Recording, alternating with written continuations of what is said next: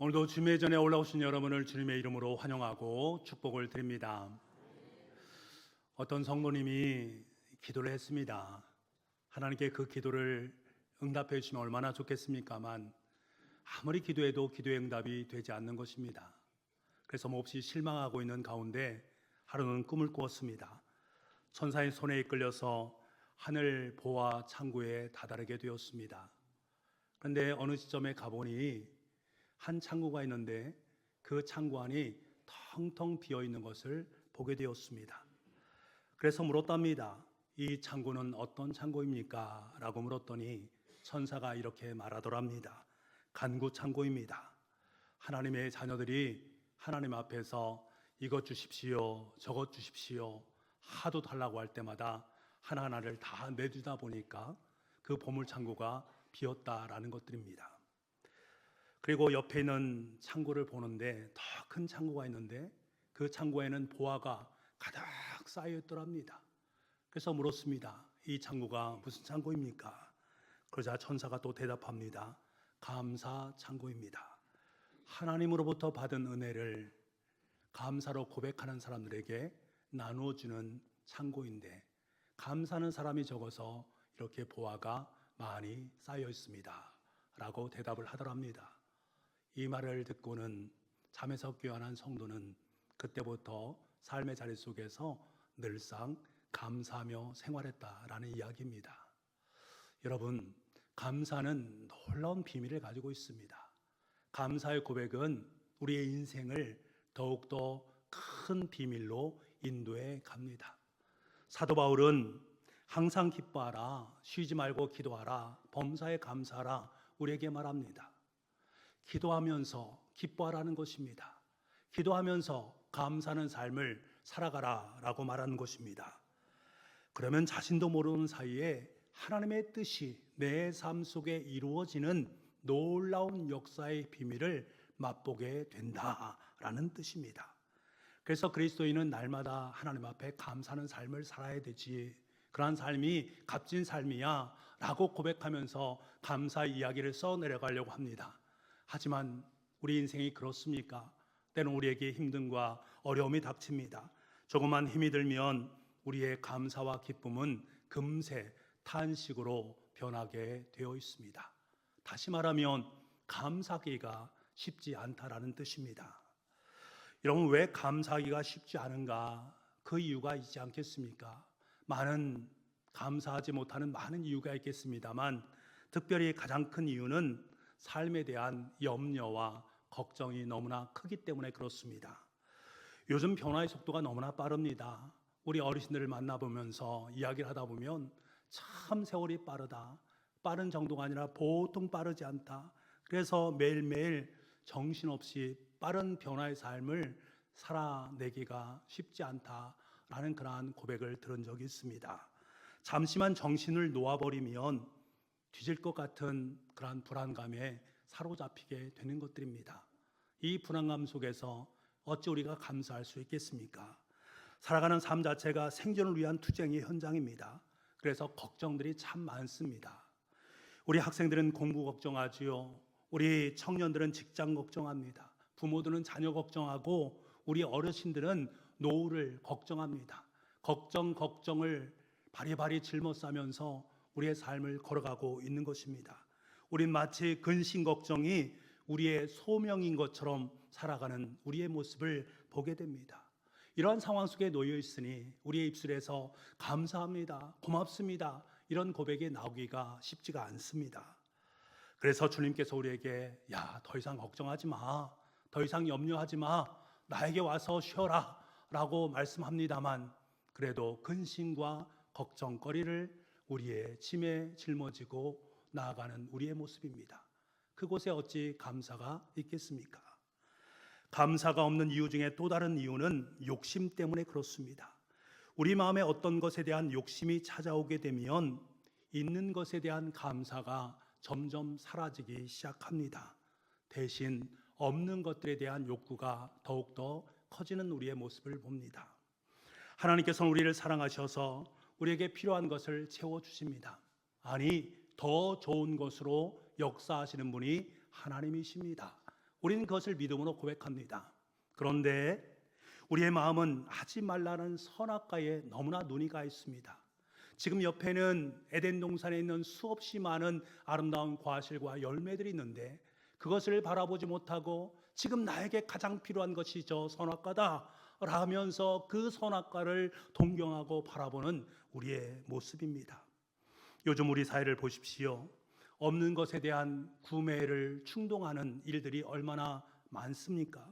없어도 살아갈 수 있는 것들에 대해서 만족하지 못하게 만드는 것들이 우리 가운데 너무나 많이 있습니다. 없어도 되는 것들에 대한 욕구를 자꾸 부추겨서 그것들이 없이는 살아갈 수 없는 것인 양 우리에게 계속적으로 말을 걸어옵니다.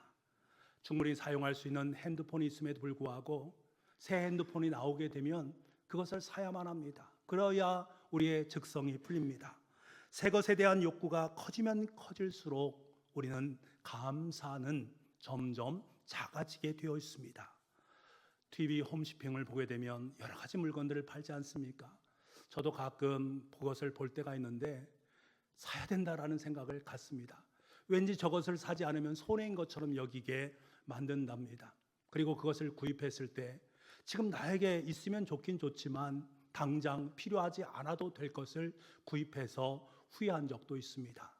후회라는 그 앞에 어찌 감사의 노래를 부를 수 있겠습니까? 현대를 일컬어서 자본주의 시대다, 소비주의 시대다라는 말을 합니다. 다시 말하면 돈이 주인된 시대를 우리는 살고 있습니다. 돈이 있으면 모든 것이 가능한 것처럼 여기는 시대를 살아가고 있단 말입니다. 하지만 우리는 알고 있지 않습니까? 돈으로 모든 것을 살 수 있습니까? 그럴 수 없습니다. 돈으로 살 수 없는 것이 더 많이 있습니다. 더 많이 소유하면 더 행복할 것처럼 말하지만 그렇지 않다라는 것을 우리는 압니다. 성경은 이 사실을 너무나 분명하고 선명하게 우리에게 말씀해 주고 있습니다. 디모데전서 6장 6절부터 8절까지 말씀인데요. 우리 같이 이 말씀을 읽어보기로 원합니다. 같이 읽겠습니다. 시작. 경건은 큰 이익이 되느니라. 우리가 세상에 아무것도 가지고 온 것이 없음에 또한 아무것도 가지고 가지 못하리니 우리가 먹을 것과 입을 것이 있은즉 족한 줄로 알 것이니라. 성경은 우리에게 뭐를 말합니까? 자족하는 마음에 대해서 말합니다. 돈으로부터의 과도한 욕망을 내려놓고 주어진 삶의 자리 속에서 만족의 삶을 살아 누리라 라는 말입니다. 우리에게 주어진 모든 것들은 하나님께서 주신 것들이기 때문에 그것이 크든 작든 좋든 나쁘든 만족하며 살아갈 때에 내 입술에서 감사가 흘러나오게 됩니다. 그래서 감사야말로 돈이 주인이 되어버린 시대 속에서 주님의 주권을 인정하는 가장 강력한 힘이요 능력이 됩니다. 감사를 통해서 우리는 소박한 삶을 살아가는 것, 자족하는 삶에 대해서 하나하나 배울 수 있기 때문입니다. 그래서 우리는 크고 작은 일에 감사를 회복해야만 합니다. 감사를 통해 이 시대의 시대 정신을 거스르는 저항의 삶을 살아갈 수 있는 은혜가 있어야 됩니다. 감사를 고백하면 고백할수록 이 시대 속에 세속적인 물결 속에 하나님의 역사를 일구어는 아름다운 저항의 삶을 살게 됩니다. 일상의 삶을 통해서 감사의 능력을 키워나갈 수 있는 저와 여러분 될 수 있기를 간절히 소망합니다. 이제는 돌아가셨지만 저는 박완서 작가님을 참 좋아합니다. 그분의 시 하나를 읽었는데 여러 번 읽었습니다. 읽을 때마다 구구절절이 고개가 끄덕여지고 또한 눈물이 핑 돌았습니다. 그래서 이 시간에 우리 박완서 작가님의 글을 좀 여러분께 읽어드리길 원하는데 글 자체가 조금 긴 글입니다.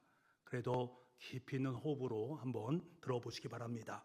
일상의 기적이라는 시인데요. 제가 읽어드리겠습니다.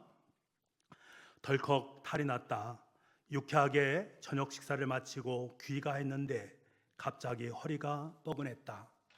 자고 일어나면 낫겠거니 대수롭지 않게 여겼는데 웬걸 아침에는 침대에서 일어나기조차 힘들었다. 그러자 하룻밤 사이에 사소한 일들이 굉장한 일로 바뀌어 버렸다. 세면대에서 허리를 굽혀 세수하기, 바닥에 떨어진 물건을 줍거나 양말을 신는 일, 기침을 하는 일, 앉았다가 일어나는 일이 내게는 더 이상 쉬운 일이 아니었다. 별 수 없이 병원에 다녀와서 하루를 빈둥거리며 보냈다. 비로소 몸의 소리가 들려왔다. 실은 그동안 목도 결리고 손목도 아프고 어깨도 힘들었노라. 눈도 피곤했노라. 몸 구석구석에서 불평을 해댔다. 언제까지나 내 마음대로 될 줄 알았던 나의 몸이 이렇게 기습적으로 반란을 일으킬 줄은 예상조차 못했던 터라 어쩔 줄 몰라 쩔쩔매는 중이다. 이때 중국 속담이 떠올랐다. 기적은 하늘을 날거나 바다 위를 걷는 것이 아니라 땅에서 걸어 다니는 것이다. 예전에 싱겁게 웃어넘겼던 그 말이 다시 생각난 건 반듯하고 짱짱하게 걷는 게 결코 쉬운 일이 아님을 실감하게 되었기 때문이다. 괜한 말이 아니었다. 아프기 전과 후가 이렇게 명확하게 갈리는 게 몸의 신비가 아니고 무엇이랴. 얼마 전에는 젊은 날에 윗분으로 모셨던 분의 병문안을 다녀왔다. 몇 년에 걸쳐 점점 건강이 나빠져 이제 그분이 자기 힘으로 할 수 있는 것은 눈을 깜빡이는 정도에 불과했다.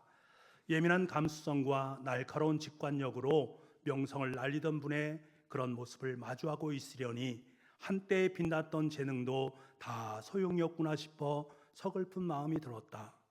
돌아오면서 지금 저분이 가장 원하는 것이 무엇일까 생각해 보았다. 혼자서 일어나고 좋아하는 사람들과 웃으며 이야기하고 함께 식사하고 산책하는 등 그런 아주 사소한 일이 아닐까? 다만 그런 소소한 일상이 기적이라는 것을 깨달았을 때는 대개는 너무 늦은 뒤라는 점이 안타깝다. 우리는 하늘을 날고 물 위를 걷는 기적을 이루고 싶어 안달하며 무리를 한다. 땅 위를 걷는 것쯤은 당연한 일인 줄 알고 말이다. 사흘날 동안 노인네처럼 파스도 붙여보고 물리치료도 받아보니 알겠다. 타인에게 일어나는 일은 나에게도 일어날 수 있는 일이라는 것을. 크게 걱정하지 말라라는 진단이지만 아침에 벌떡 일어난 일이 감사한 일임을 이번에 또 배웠다. 건강하면 다 가진 것이다. 오늘도 일상에 감사하며 살자. 지금 감사를 느끼고 계시는지? 우리들이 입으로는 감사를 외치지만 진정으로 느끼는 사람은 적은 것 같다. 안구 하나 구입하려면 1억이라고 하니 눈 2개를 갈아 끼우려면 2억이 들고 신장 바꾸는 데는 3천만 원, 심장 바꾸는 데는 5억 원, 간 이식을 하는 데는 7천만 원, 팔다리가 없어 의수와 의족을 끼워 넣으려면 더 많은 돈이 든답니다. 지금 두 눈을 뜨고 두 다리로 건강하게 걸어 다니는 사람은 몸에 51억 원이나 넘는 재산을 지니고 다니는 것과 같습니다. 도로 한가운데를 질주하는 어떤 자동차보다 비싼 훌륭한 두발 자가용을 가지고 세상을 활보하고 있다는 기쁨을 우리는 잊지 말아야겠습니다. 그리고 갑작스런 사고로 앰뷸런스에 실려갈 때 산소호흡기를 쓰면 1시간에 36만 원을 내야 한다니 눈, 코, 입 다 가지고 두 다리로 걸어 다니면서 공기를 공짜로 마시고 있다면 하루에 860만 원씩 버는 셈입니다. 우리는 51억 원짜리 몸에 하루에 860만 원씩 공짜로 받을 수 있으니 얼마나 감사할 일인가요? 그런데 왜 우리는 늘 불행하다라고 생각하는 걸까요? 그건 욕심 때문이겠지요. 감사하지 못하는 사람에게는 기쁨이 없고 기쁨이 없으면 결코 행복할 수 없습니다. 감사하는 사람만이 행복을 누릴 수 있고 감사하는 사람은 행복이라는 정상에 이미 올라가 있다라고 생각합니다. 세이클로버는 행운, 네이클로버는 행운. 세이클로버는 행복, 네이클로버는 행운. 행복하면 됐지 행운까지 바란다면 그 또한 욕심이겠지요. 오늘부터 지금부터 숨 쉴 때마다 감사의 기도를 드려야겠습니다. 사랑하는 성도 여러분, 오늘부터 지금부터 숨 쉴 때마다 감사의 기도를 할 수 있는 저와 여러분 되기를 원합니다. 일상에서 감사가 회복되면 그것이 능력이 됩니다. 그 능력은 여러분의 삶의 자리 속에, 여러분의 가정 속에 가장 풍성한 하늘의 것을 누릴 수 있는 은혜가 깃들이게 될 줄 믿습니다.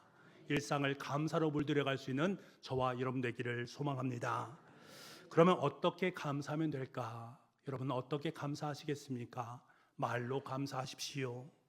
대화를 하다 보면 사람은 말 속에서 서로의 특징을 알 수가 있습니다. 어떤 분들은 항상 아쉬운 소리만 하는 분들이 있고요.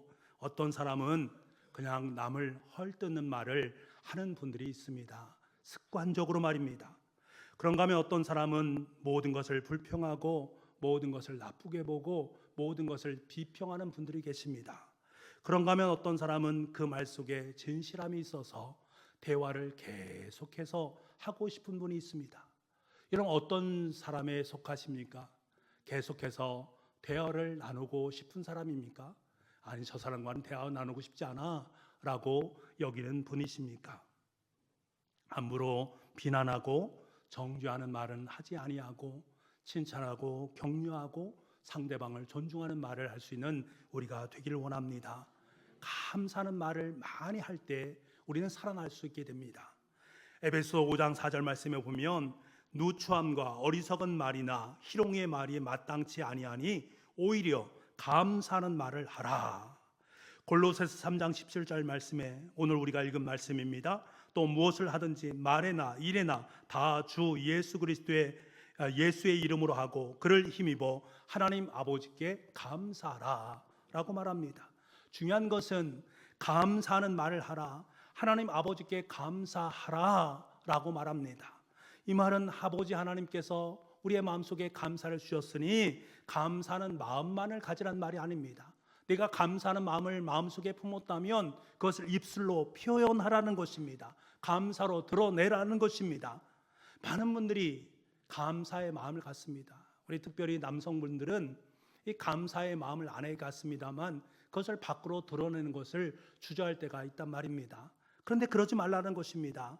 마음속에 감사를 품었다면 그것을 입술로 고백해낼 수 있어야 됩니다. 여러분, 하나님께 감사하는 마음을 품었다면 감사의 기도를 고백하시기 바랍니다. 감사의 찬송을 부르시길 바랍니다. 감사의 귀한 예물을 하나님 앞에 올려드리시길 바랍니다. 고백할 수 있어야 돼요. 드릴 수 있어야 됩니다. 부모와 아내에게, 남편에게, 형제에게, 자매에게 감사합니다, 감사합니다 라는 말만 하지 마시고 자랑도 하시고 감사에 대한 조그만 선물도 할 수 있으면 너무나 좋은 것입니다. 왜? 감사의 말을 하는 것과 감사를 실천하는 걸 통해서 내 삶이 변화시키고 하나님과 사람 앞에 아름다운 하나님의 감사의 통로로 사용되기 때문에 그렇습니다. 저와 여러분의 삶 속에 그러한 은혜가 있어야 됩니다. 여러분, 감사하는 생활이 없는 것은 굉장히 영적으로 위험합니다. 감사하는 삶을 살지 못하는 사람은 영적으로 위험성 속에 놓여 있습니다. 왜 그런가 하면 사단은 감사를 제일 싫어합니다. 그래서 우리가 감사하지 못하도록 사단은 계속적으로 속이고 거짓말하고 방해 공작을 합니다. 그래서 서서히 우리의 영혼을 파멸의 길로 들어서게 만들어간단 말입니다. 그래서 우리는 감사해야 돼요. 사단과 싸워서 이길 수 있는 가장 강력한 무기가 바로 감사입니다. 어느 날 예수님께서 찾아온 10명의 나병 환자를 고치지 않습니까? 그 고친 10명의 나병 환자가 예수님 앞에 다 나와서 감사 고백하면 얼마나 좋겠습니까만 10명은 자신의 가는 길로 가고 한 사람만 돌아와서 예수님께 감사를 표현합니다. 이때 예수님께서 그들에게 뭐라고 말씀하시는가? 제 길로 가버린 9명의 환자들 향해서 하나님을 알되 하나님으로 영화롭게도 아니하며 감사치도 아니하는 사람들이라고 말씀하십니다. 예수님의 능력을 맛보았습니다. 예수님을 알았습니다. 그렇다면 예수님 앞에 나와 경배할 수 있어야 되는데 자신의 길로 가버렸습니다. 예수님을 영화롭게도 하지 못하고 감사치도 못하는 못난 인생이다라고 예수님께서 진단을 하십니다. 어떤 신앙이 깊은 왕이 하나님께 감사를 좀 해야 되는데 신하들이 감사하지 못하는 그 모습을 보면서 어떻게 하면 이들을 감사하게 만들까 고민했습니다. 그때 하루는 아주 버릇없는 거지 하나를 신하들과 함께 식사에 초대해서 밥을 먹게 했습니다. 거지는 고맙다라는 말도 하지 아니하고 허겁지겁 배를 채우고 난 후에 주랭랑을 쳐버립니다. 이 모습을 지켜보던 신하들은 거지를 향해서 여러 가지 말을 합니다. 천하의 버릇없는 인간 같으니라고, 은혜를 모르는 배은망덕한 놈이라고 마구마구 욕을 해댑니다. 이 모습을 지켜보던 왕이 신하들에게 이렇게 말합니다. 당신들도 똑같은 사람들입니다. 당신들도 모든 것을 지켜주시고 보호해 주신 주님께 감사하지 않는 삶을 사니 저 사람과 무엇이 다르겠습니까? 여러분, 감사 없는 삶은 하나님 앞에 버르장머리 없는 삶입니다. 감사 없는 삶은 마귀의 속임에 빠지는 삶이요, 영혼의 파멸의 지름길로 들어서는 길이다라는 것을 알아야 됩니다. 이 사실을 깨닫는다면 우리 입술은 바뀔 수밖에 없습니다. 감사의 고백을 할 수밖에 없습니다. 뇌과학자들에 의하면 우리가 반복해서 짜증을 내고 화를 내는 분이 계시지 않습니까? 그분들의 뇌의 구조는 뇌의 편도체가 활성화돼서 스트레스 호르몬이 지속적으로 분비된다고 합니다. 그래서 온몸이 긴장이 되고 경직되어집니다.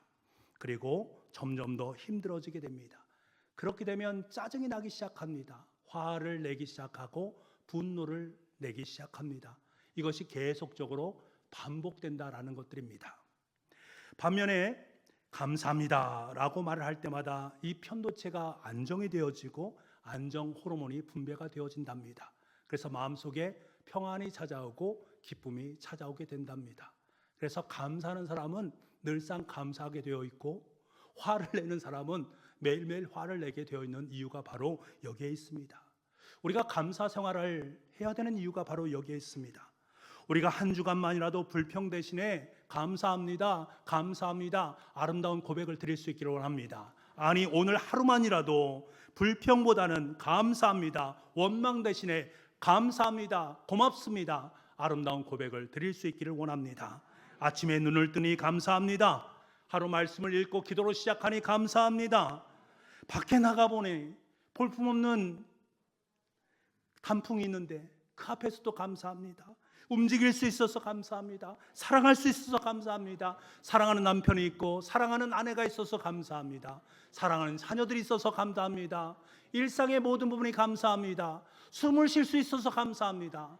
모든 것이 감사입니다. 아름다운 고백을 드리십시오. 우리의 생활을 감사로 물들여갈 때 우리는 변화될 수 있고 엄청난 하늘의 능력을 품고 살아갈 수 있습니다. 에베소 5장 20절 말씀에 보면 범사에 우리 주 예수 그리스도의 이름으로 항상 아버지 하나님께 감사하며 라고 말합니다. 예수 그리스도의 이름으로 감사라고 말합니다. 오늘 우리가 함께 읽은 골로새서 3장 17절 말씀도 예수님의 이름으로 하나님 아버지께 감사라라고 말합니다. 예수님의 이름으로 감사라. 이 말이 무슨 말입니까?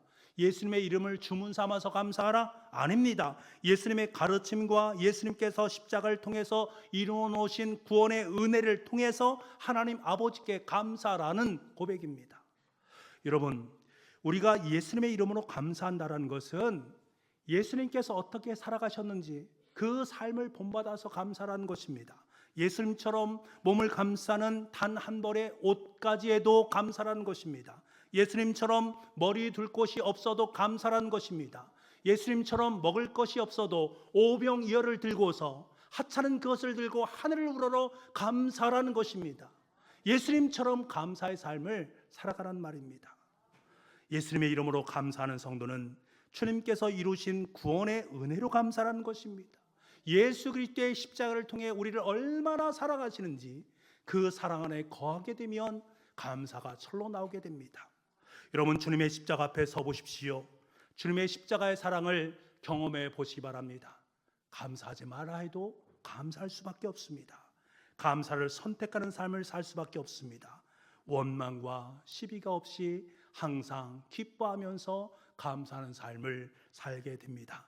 그러니 어찌 보면 주님의 십자가는 감사의 가장 강력한 통로가 됩니다. 여러분의 인생을 주님의 십자가 앞에 세워 놓으시기 바랍니다. 그래서 여러분의 삶의 자리 속에 온통 아름다운 감사의 얘기를 쓸 수 있기를 간절히 소망합니다. 감사는 우리가 선택할 수 있는 가장 위대한 선택입니다. 매 순간 불평과 원망을 선택할 수도 있고 감사를 선택할 수도 있습니다만, 이것은 자유입니다만 이 선택이 쌓여서 나타나는 결과는 엄청나다라는 사실을 기억해야 됩니다. 그래서 오늘 추수감사 주일을 맞이해서 매 순간 여러분의 순간순간 감사를 선택하시고 감사를 생활하시는 삶을 통해서 감사의 기적을 풍성하게 일구어 갈 수 있는 저와 여러분 될 수 있기를 간절히 소망합니다.